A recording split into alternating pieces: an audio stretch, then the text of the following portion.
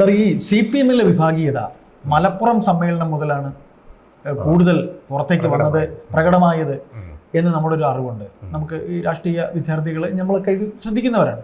അപ്പോൾ മലപ്പുറം സമ്മേളനത്തിൽ തുടങ്ങി VS-നെ മുഖ്യമന്ത്രി ആക്കാതിരിക്കുന്നതിൽ വരെ പോയി. ഇപ്പോൾ ഇതാ വിഭാഗീയത തീർന്നു എന്ന് പറയുമ്പോഴും VS-നൊപ്പം നിന്ന് കളമാറ്റി ചവിട്ടിയവരും ഒക്കെ ചരിത്രമാണെങ്കിലും ഈ സമ്മേളന കാലത്ത് അതെല്ലാം ഒന്ന് പറയേണ്ടതല്ലേ? തീർച്ചയായിട്ടും കേരളത്തിലെ ഏറ്റവും ശക്തമായ പാർട്ടി എന്ന നിലയിൽ CPM-ൽ ഉണ്ടായിക്കൊണ്ടിരിക്കുന്ന സംഭവഗതികൾ, CPM-ൽ സംഭവിച്ച നയംമാറ്റങ്ങൾ, ആ പാർട്ടിക്ക് സംഭവിച്ച ജീർണത എന്ന് ചിലർ വിശേഷിപ്പിക്കാൻ ഇഷ്ടപ്പെടുന്ന കാര്യങ്ങൾ യഥാർത്ഥത്തിൽ ഒരു പൊതു ചർച്ചയിൽ ഗൗരവതരമായി വന്നിട്ടുണ്ടോ എന്ന് എനിക്ക് സംശയമുണ്ട്. CPM-ലെ വിഭാഗീയത എന്നത് VS-ഉം VS വിരുദ്ധ ഗ്രൂപ്പും എന്ന നിലയിലായിരുന്നു ഏകദേശം ഒരു 20 വർഷമായി തുടർന്നു വരുന്നത്. അതിൽ അയ്യപ്പദാസ് ചോദിച്ച ഈ മലപ്പുറം സമ്മേളനം വളരെ നിർണായകമായ ഒരു വേദിയായിരുന്നു. മലപ്പുറം സമ്മേളനത്തിലായിരുന്നു VS-നെ എതിരെ ഉള്ള ശക്തമായൊരു നീക്കം പാർട്ടിക്കകത്ത് സംഭവിച്ചത്. VS-നെ ക്യാപിറ്റൽ പണിഷ്മെൻറ്റ് നൽകണം എന്ന തരത്തിൽ പോലും പ്രസംഗങ്ങൾ നീളുന്ന നേതാക്കൾ വരെ പറഞ്ഞു. അത് പാർട്ടി ഘടകം ഏതെന്നും നോക്കാതെ, കാരണം കീഴ്ഘടകത്തിലുള്ള ഒരു നേതാവ് മേൽഘടകത്തിലുള്ള ഒരു നേതാവിനെ വിമർശിക്കുമ്പോൾ പാലിക്കേണ്ട മിതത്വം പോലും പാലിക്കുക. തീർച്ചയായിട്ടും അങ്ങനെ പോലും പാലിച്ചില്ല. അത് അദ്ദേഹത്തിൻ്റെ സമിതി, അദ്ദേഹം ഉൾപ്പെട്ട ഘടകത്തിലായിരുന്നു ആ ആരോപണങ്ങളൊക്കെ. അദ്ദേഹത്തെ പറ്റി എന്തെങ്കിലും ആരോപണം ഉണ്ടെങ്കിൽ പറയേണ്ടത്. അത്തരം മര്യാദകളും കീഴ്വഴക്കങ്ങളും ഒക്കെ മറന്നുകൊണ്ട് VS-നെ കൂട്ടമായി ആക്രമിക്കുന്ന ഒരു പ്രവണത പാർട്ടിയിൽ വളർത്തിയെടുത്തത് ചിലർ ബോധപൂർവമായ ചില ചരടുവലികൾ നടത്തിയിട്ടുണ്ട്, ബോധപൂർവമായി സപ്പോർട്ടും ചെയ്തിട്ടുണ്ട്. അപ്പോൾ അതോടെ VS ആണ് ശരി എന്ന് വിശ്വസിച്ച് അദ്ദേഹത്തെ ഫോളോ ചെയ്തിരുന്ന, അദ്ദേഹത്തിൻ്റെ അവദാനങ്ങളെ പിന്തുടരുകയും അദ്ദേഹത്തിന് പിന്തുണ അർപ്പിച്ച് കൂടെ നിൽക്കുകയും ചെയ്തിരുന്ന ധാരാളം പേർ മലപ്പുറം സമ്മേളനത്തോട് ഒപ്പവും അതിനുശേഷവും കളം മാറി ചവിട്ടുന്ന ചിത്രം നമ്മൾ കണ്ടു. അവർക്കൊക്കെ ഭൗതികമായ ചില നേട്ടങ്ങൾ പിൽക്കാലത്ത് ഉണ്ടായപ്പോഴാണ് നമ്മൾ ആ മാറ്റത്തിൻ്റെ ശരിയായ കാരണഭൂതന്മാരാരാണെന്ന് അറിയുന്നത്. ഒപ്പം നിന്നിട്ട് കളമാറ്റി മാറ്റിയവര് ചിലർ മന്ത്രി, തിരുവനന്തപുരത്ത് നിന്ന് തന്നെ അതെ, ചിലർ മന്ത്രിമാരായി, ചിലർ സംസ്ഥാന ചിലർക്കൊക്കെ പലർക്കും പല ആനുകൂല്യങ്ങൾ കൊടുത്തു. ഭരണം കിട്ടിയപ്പോഴും അതിനു മുമ്പ് പാർട്ടിയിലും ഒക്കെ പല സൗകര്യങ്ങളും അവർക്ക് കിട്ടി. അപ്പോൾ സ്ഥാനമാനങ്ങൾക്ക് വേണ്ടി ആദർശത്തെ ബലികഴിക്കുന്ന ഒരു സ്വഭാവം ഭാഗ്യാന്വേഷികളുടെയും അധികാരമോഹികളുടെയും ഒരു വൃന്ദത്തെ പാർട്ടിക്കകത്ത് വളർത്തിയെടുക്കുന്നതിൽ VS വിരുദ്ധർ ഭംഗിയായി വിജയിക്കുന്നത് പിന്നീട് നമ്മൾ കാണാനിടയായി. അത് കഴിയുമ്പോഴാണ് ഈ ആലപ്പുഴ സമ്മേളനം വരുന്നത്. ആലപ്പുഴ സമ്മേളനം വരുമ്പോൾ VS വിരുദ്ധർ അതിശക്തരായി മാറിക്കഴിഞ്ഞിരുന്നു. അപ്പോൾ ആലപ്പുഴയിൽ നടക്കുന്ന ഒരു പാർട്ടി സമ്മേളനം ഏറ്റവും മുതിർന്ന പാർട്ടി അംഗം എന്ന നിലയിൽ VS അവിടെ പതാക ഉയർത്തി. അത് അദ്ദേഹത്തിൻ്റെ പ്രായവും പരിചയവും പക്വതയും ഒക്കെ പരിഗണിച്ച് കൊടുത്ത ഒരു സ്ഥാനമാണ് പതാക ഉയർത്താനുള്ള അവസരം. അത് നിർവഹിച്ച അദ്ദേഹത്തിന് അവിടെ സംസാരിക്കാൻ അവസരം കിട്ടിയില്ല എന്ന് മാത്രമല്ല, അദ്ദേഹത്തിന് അവിടെ അംഗങ്ങൾക്കിടയിൽ വായിക്കാനായിട്ട് പാർട്ടി തയ്യാറാക്കിയ രേഖയിൽ VS-നെ പേര് പറഞ്ഞ് വിമർശിക്കുന്ന ഭാഗങ്ങളുണ്ടായിരുന്നു.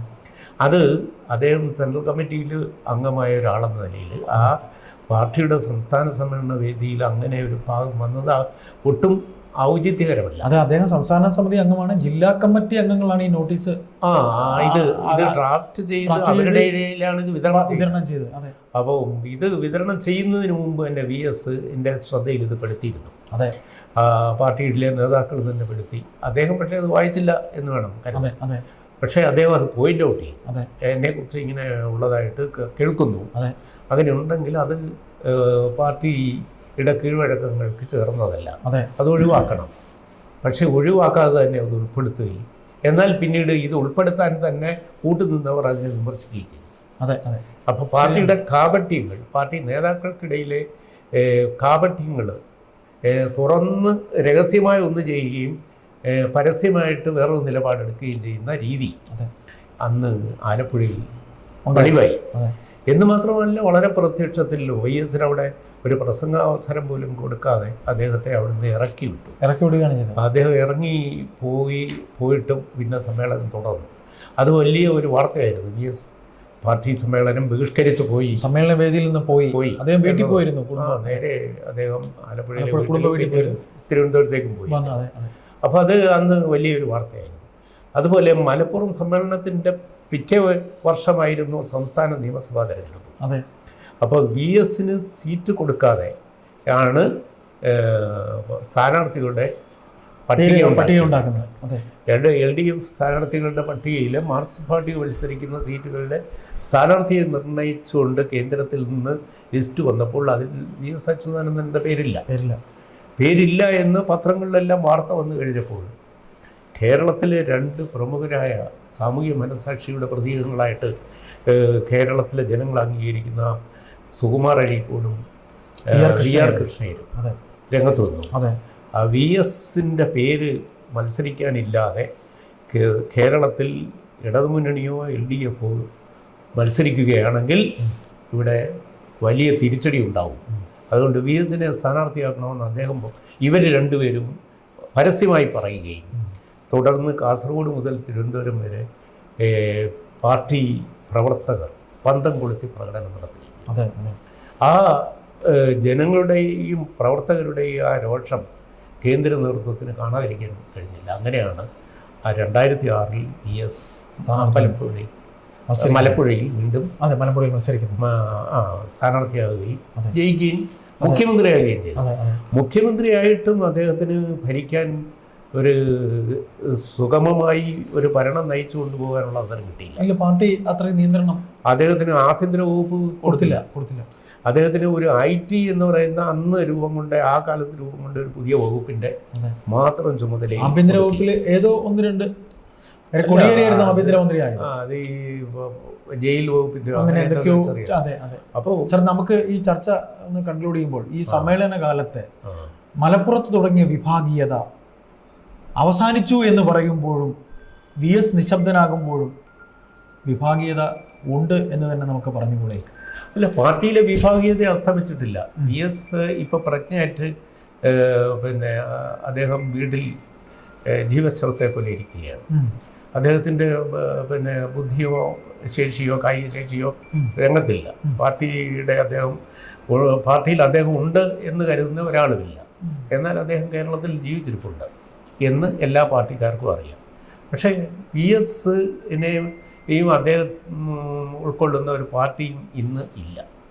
VSന് ഒരു പാർട്ടി ലൈനിൽ മാത്രം സഞ്ചരിച്ച ഒരാളാണ്. അതായത് ഇത് തൊഴിലാളി വർഗ പ്രസ്ഥാനത്തിൻ്റെ ആശയഗതി സമൂഹത്തിൽ എങ്ങനെയായിരിക്കണം എന്ന ഒരു ദിശാബോധത്തിന്റെ പാർട്ടിയാണ് എന്ന് തന്നെയാണ്. ആ അർത്ഥത്തിൽ ഒരു ട്രഡീഷണൽ കമ്മ്യൂണിസ്റ്റിന്റെ ബോധത്തിലായിരുന്നു VSന്റെ നിലപാട്. പക്ഷെ പിൽക്കാലത്ത് അതൊരു ജനകീയ പാർട്ടിയായി. അപ്പം ജനകീയ പാർട്ടിയാകുമ്പോൾ തൊഴിലാളി വർഗ സിദ്ധാന്തവും വർഗ സ്വഭാവവും പാർട്ടിക്കില്ല. അങ്ങനെ ഇപ്പോഴത്തെ CPM എന്ന് പറയുന്ന വർഗ ബഹുജന പ്രസ്ഥാനമല്ല. അത് വെറും ഒരു ബൂർഷ പാർട്ടിയുടെ എല്ലാ ദൗർബല്യങ്ങളും എൻ്റെ ചോദ്യം ഒരു ജനകീയ പാർട്ടിയാണ്. അതെ, എൻ്റെ ചോദ്യം വിഭാഗീയത ഇപ്പോഴും ഉണ്ട് എന്ന് തന്നെയാണോ താങ്കൾ കരുതുന്നത്? വിഭാഗീയത ഉണ്ട്. കാരണം VS ആണ് ശരിയെന്ന് ഈ അടുത്ത കാലത്തും പറയുന്ന നേതാക്കൾ പാർട്ടിക്കകത്തുണ്ട്. അതുകൊണ്ട് എന്തെങ്കിലും മാറ്റം ഉണ്ടാകുമെന്ന് നമുക്ക് കരുതാൻ കഴിയും. അത് അങ്ങനെ ഇന്നത്തെ പാർട്ടിയുടെ പോക്ക് ശരിയല്ല എന്ന് തെളിയുന്ന ഒരു അവസരം വരും. അതൊരു തെരഞ്ഞെടുപ്പാകാം, ഇല്ലെങ്കിൽ തെരഞ്ഞെടുപ്പിന് ശേഷം പാർട്ടി നിലനിൽക്കുന്നുണ്ടോ ഇല്ലയോ എന്ന പാർട്ടിയുടെ ഒരു നിലനിൽപ്പിൻ്റെ പ്രശ്നമുണ്ട്. പാർട്ടി തന്നെ ഇല്ലാതായി പോകുന്ന ഒരു ഘട്ടം എത്തുകയാണെങ്കിൽ ഈ പാർട്ടി വഴിതെറ്റിപ്പോയതാണ് എന്ന ഒരു വിലയിരുത്തൽ വരും. അപ്പോൾ VS ആയിരുന്നു ശരി എന്ന് VSൻ്റെ അനുയായികളെന്ന് കരുതി ഇപ്പോൾ നിശബ്ദരായിരിക്കുന്ന അവർ രംഗത്ത് വരുവാനും ഇടയാവും. അങ്ങനെ ഒരു സാധ്യതയാണ് കൊല്ലം സമ്മേളനത്തിൽ നമ്മൾ പ്രതീക്ഷിക്കുന്നത്. ഏതായാലും നമുക്ക് കാത്തിരിക്കാം. അതെ.